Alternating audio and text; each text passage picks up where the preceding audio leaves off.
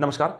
आज के इस लेक्चर में हम सीखेंगे जो बहुत इंपॉर्टेंट टॉपिक है, जो पॉलिटेक्निक के एग्जामिनेशन में जो बिल्डिंग ड्राइंग का एग्जाम होता है उसमें एक क्वेश्चन आता जरूर है कि बिल्डिंग में जो वॉल है उस वॉल की फाउंडेशन किस तरीके से बनाई जाए। वॉल में आपके तीन क्वेश्चन आते हैं, 20 सेंटीमीटर, 30 सेंटीमीटर और 40 सेंटीमीटर के। इस लेक्चर में हम समझेंगे कि आप वॉल आपको जब थिकनेस दी गई होती है आप किस तरीके से उसकी फाउंडेशन की ड्राइंग बनाते हैं। बहुत ही आसानी से एक हमने रफ ड्राइंग बनाई है, उसके बाद फिर हमने इसको फेयर कर लिया और बहुत ही जल्दी, बहुत ही कम समय में आप इसको बना पाएंगे। बहुत ही सिंपल कुछ इसके थंब रूल है, कुछ इजी स्टेप्स के साथ। तो आइए शुरू करते हैं आज का। फाउंडेशन बनाने से पहले कुछ इसके नियम है, कुछ इसके रूल हैं जिसको हम थंब रूल बोलते हैं।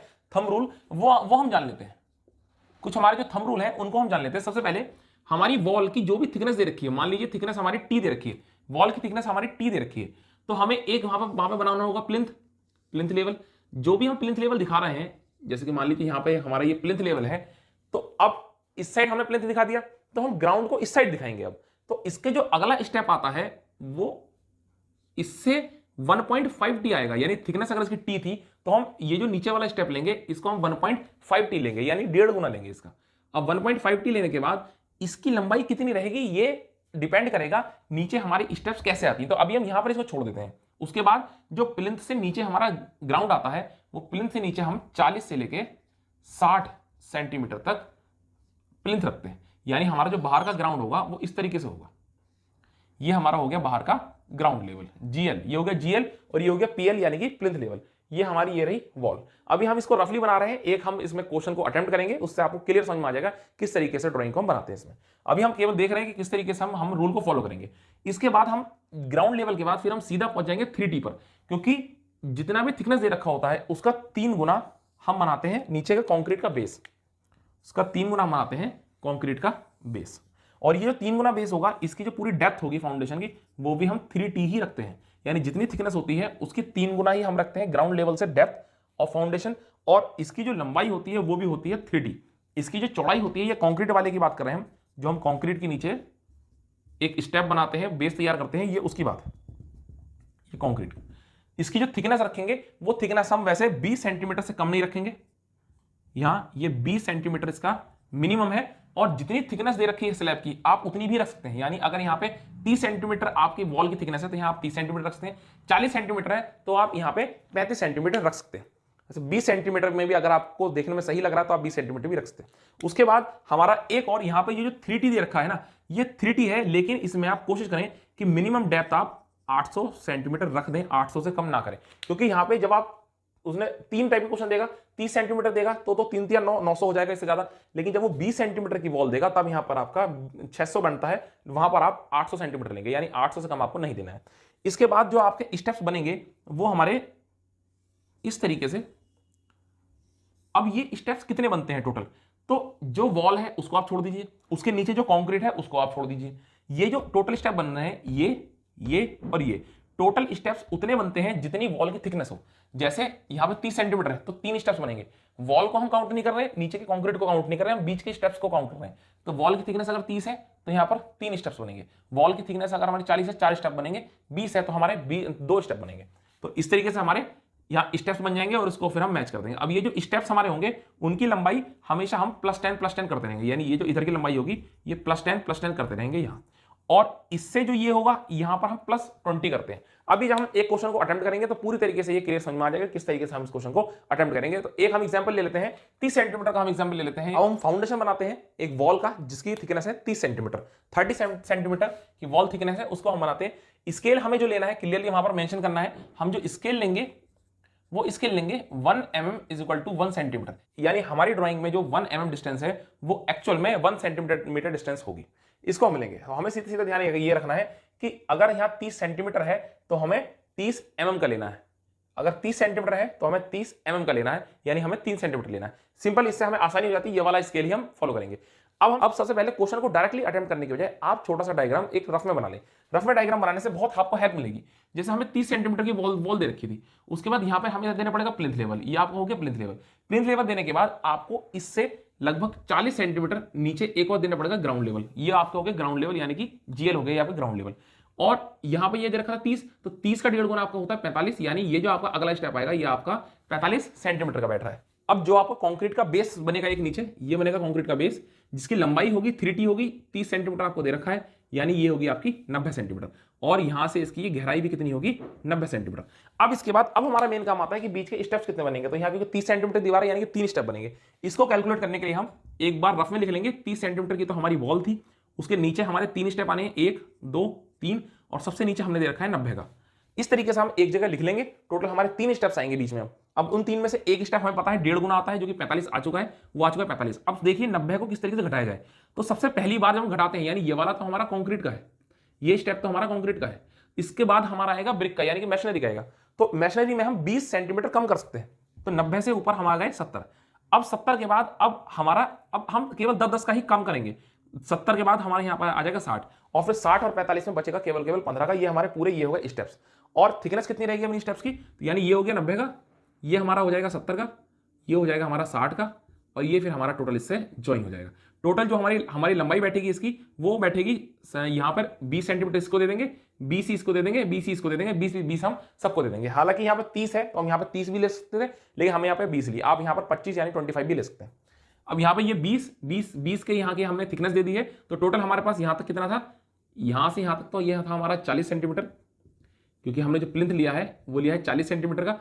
और इसके बाद हमारा यहाँ पे 20 और ये 90 हमारा, 90 में से 20 हो गए 60 और 90, यानी यहाँ पर आपका बचा है 30 सेंटीमीटर। टोटल यहाँ बचा है 30 सेंटीमीटर। ये इस तरीके से हमारी बन गई एक रफ ड्राइंग। अब हम इसको फेयरली किस तरीके से बनाते हैं उसको डिस्कस करेंगे।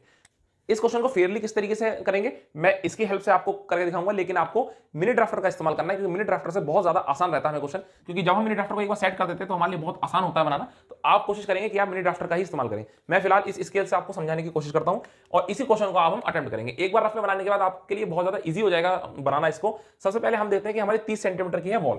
तो हमारी 30 सेंटीमीटर की वॉल है। वॉल हम स्टार्ट करते हैं 30 सेंटीमीटर की। यह हमारी, मेरा ये वाला स्केल से आप इसको मैच ना करें, क्योंकि इस वाले स्केल का थोड़ा, इस बोर्ड के हिसाब से मुझे स्केल दूसरा लेना पड़ रहा है। फिलहाल आपको समझाने के लिए हम बता रहे हैं कि ये हमारी वॉल आ चुकी है 30 सेंटीमीटर की। ये 30 सेंटीमीटर की हमारी वॉल आ गई। अब इस वॉल के बाद नीचे हम यहां पर देते हैं एक डीपीसी की लेयर। तो यहां पर हम दे देते हैं एक डीपीसी की लेयर। ये हमारे डीपीसी आ गए यहां, और ये हमने प्लिंथ दे दिया यहां। ये इस तरीके से हम यहां पर दिखा देंगे प्लिंथ लेवल अपना। ये हमारा प्लिंथ आ गया। अब प्लिंथ आने के बाद फिर हमें इसका, क्योंकि ये था हमारा 30 सेंटीमीटर, इसको हम फिर 30 से 45 कर देंगे। अब तो 30 का हम लेंगे इसको 45 सेंटीमीटर। 45 सेंटीमीटर के लिए हमारा यहां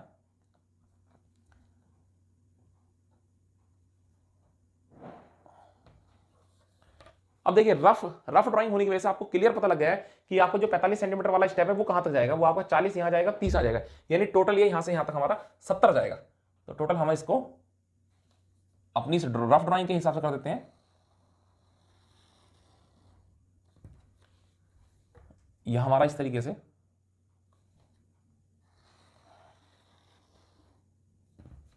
यहां पर इसको फिलहाल मैं ऐसे ही मिला देता हूं रनिंग हैंड से। अब यहां पे हमें ये ध्यान रखना है कि बीच में जो हम मैशनरी दे रहे हैं, तो बीच में हमारी जो स्टेप्स की मैंने ये बनाए थे, ये हमें बनाने नहीं होते ड्राइंग में, क्योंकि जहां तक मैशनरी, जहां तक सेम मटेरियल हमारा कटता है, वहां पर कहीं भी बीच में हम एज नहीं दिखाते, जब तक कि उसमें कोई स्लोप ना आ रहा हो या बीच में कहीं एंगल चेंज ना हो रहा हो। अब इसके बाद हमारा नेक्स्ट जो स्टेप है, इसमें यहां तक 45 आया, 45 के बाद फिर ये यहां पर हमारे 60 हो गए, यानी 45 के बाद हमारे ये हो गए 60। तो अब हम इसको बना लेंगे। इसका जो नेक्स्ट स्टेप आएगा यहां पर,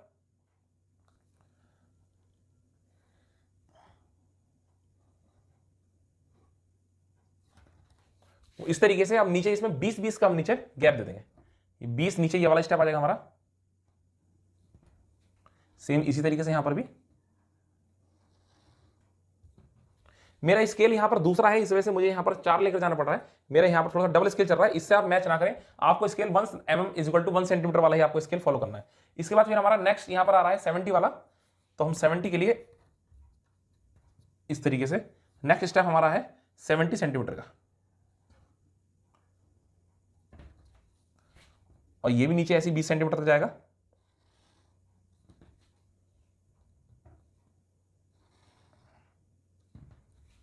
अब यहां देखिए, यहां ये हो गया, यहां पर अब इसके बाद जो हमारा 70 के बाद जो नेक्स्ट आ रहा है वो आ रहा है कंक्रीट का, तो वहां पर हम बीच में लाइन खींच देंगे क्योंकि अभी हमारा मटेरियल चेंज हो गया है। तो ये हमारा है 90 का, मेरे स्केल के हिसाब से फिलहाल वो 180 जाएगा।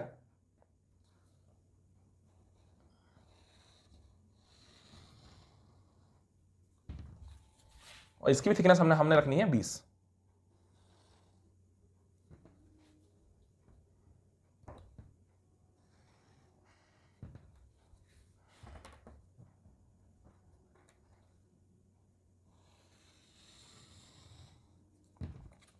यहां पर बनाने के बाद इसको अब हम यहां पर इस तरीके से जो हमारा कंक्रीट का साइन है वो हम बना देंगे। जो कंक्रीट का हमारा पैटर्न होता है ये बीच में ट्रायंगल्स, ये जो हमारे कोर्स एग्रीगेट को शो करते हैं, और इसके बीच में ये जो हमारा फाइन एग्रीगेट को शो करता है इस तरीके से थोड़े से डॉट्स। ये हमारा हो गया कंक्रीट। अब यहाँ पर हमारा ग्राउंड लेवल रह गया है जो कि हमारा ऊपर से 40 सेंटीमीटर पर था, यानी ये जो हमारा ऊपर था यहाँ से 40 सेंटीमीटर, यानी कि यहाँ पर आएगा हमारा। तो ग्राउंड लेवल हमारा यहाँ पर हम शो कर देंगे, ये है हमारा ग्राउंड लेवल। ये हमारा हो गया ग्राउंड लेवल। इसको ये साइन हम बना देंगे, ये ग्राउंड लेवल होता है, यहाँ पर लिख देंगे GL, और यहाँ पर लिख देंगे हम प्लिंथ लेवल। इसको हम थोड़ा सा डार्क कर देंगे यहाँ, और यहाँ पर ये एक और डार्क करके यहाँ पर हम दिखा देंगे DPC। यहाँ पर लिख देंगे DPC, ये हमारी DPC की लेयर हो गई। अब हमारे पैटर्न्स रह गए जो हमें पैटर्न्स बनाने हैं। तो पैटर्न्स के लिए हमारा यहाँ से हम ऊपर स्टार्ट करेंगे मैशनरी से। ये हमारा 30 सेंटीमीटर वाला था, इसके लिए हम इस तरीके से एरो दिखाएंगे। एरो के डायमेंशन आपको पता है, आप मिनी ड्राफ्टर से एंगल लेंगे 10 डिग्री का, और यहाँ पर लिख देंगे ये है 30। और इसी तरीके से आप यहाँ के भी थिकनेस दिखा देंगे। ये जो एरो का एंगल लेना है आपको, ये 10 से 15 डिग्री का एंगल लेते हैं। मिनी ड्राफ्टर से एक बार आप सेट कर लेंगे तो आराम से इसको बता पाएंगे, नहीं तो आप वीडियो पे कमेंट कर सकते हैं, मैं आपको बता दूंगा कि मिनी ड्राफ्टर से एरो सबसे फास्ट कैसे बनाते हैं। ये वाला हमारा है 45, और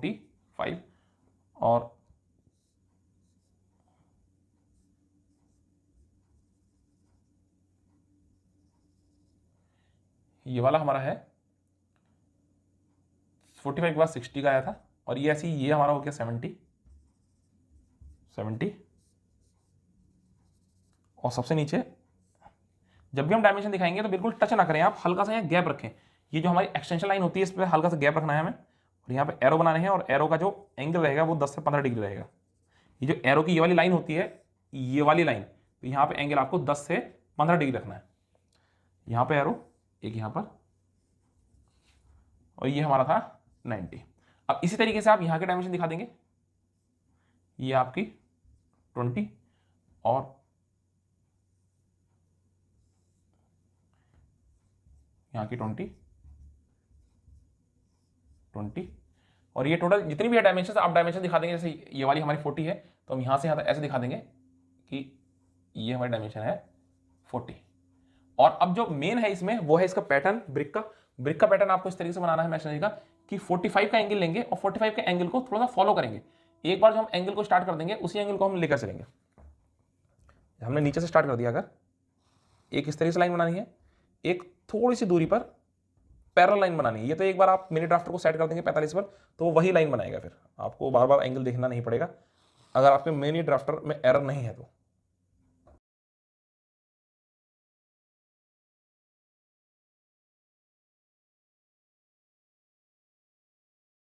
यहां पे फिर हमें कंटिन्यूटी का साइन लगाना नहीं बोलना है, कंटिन्यूटी का साइन ये इस तरीके से। ये हो चुकी है पूरी आपकी ड्राइंग। जो छोटे मोटे डायमेंशंस हैं, जैसे ये 40 हो गया, और ये पूरा आपको बताना पड़ेगा कि यहां से यहां तक ये कितना है। ये 40 के बाद ये कितना था, ये हमारा था 30। ये इस तरीके से आप बता देंगे, और ये रही आपकी पूरी ड्राइंग। उम्मीद करते हैं अब आपको ये समझ में आ गया होगा कि किस तरीके से हम बनाते हैं किसी भी वॉल की फाउंडेशन।